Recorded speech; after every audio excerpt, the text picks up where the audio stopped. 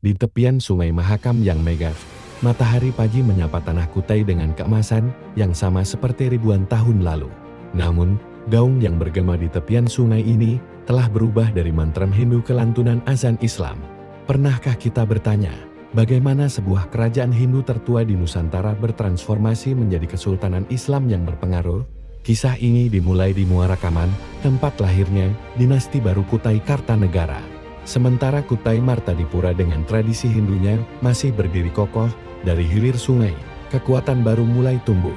Kutai Kartanegara, dengan pemimpinnya yang visioner, perlahan membangun pengaruh.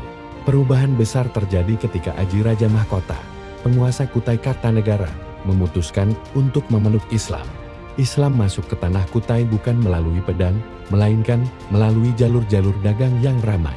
Para pedagang dari berbagai penjuru Nusantara Demak, Goa, Banjar membawa bukan hanya rempat dan sutera, tapi juga ajaran baru yang memikat hati penguasa dan rakyat Kutai.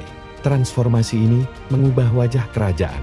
Upacara-upacara kerajaan yang dahulu syarat dengan ritual Hindu, kini diselaraskan dengan nilai-nilai Islam. Arsitektur istana dan tempat ibadah pun berubah. Namun, yang menarik, transisi ini berlangsung relatif damai.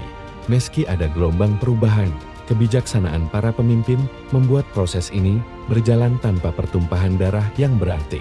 Jejak dua peradaban besar ini masih bisa kita saksikan hingga hari ini. Prasasti Yupa berdiri kokoh sebagai saksi era Hindu, sementara Mesir kuno Kutai menjadi bukti masuknya Islam. Keduanya bukan sekadar bangunan bersejarah, tapi cermin dari kemampuan bangsa kita untuk bertransformasi tanpa kehilangan jati diri. Kutai adalah cermin perjalanan bangsa kita dari batu ke kertas, dari mantra ke azan. Transisi ini bukan akhir dari sebuah era, melainkan awal dari babak sejarah yang lebih kaya.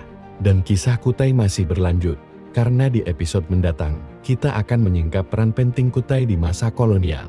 Saat matahari terbenam di ufuk Mahakam, kita diingatkan bahwa perubahan adalah keniscayaan. Namun yang membuat Kutai istimewa adalah kemampuannya untuk berubah sambil tetap menjaga warisan masa lalunya. Bukankah itu pelajaran berharga untuk kita semua?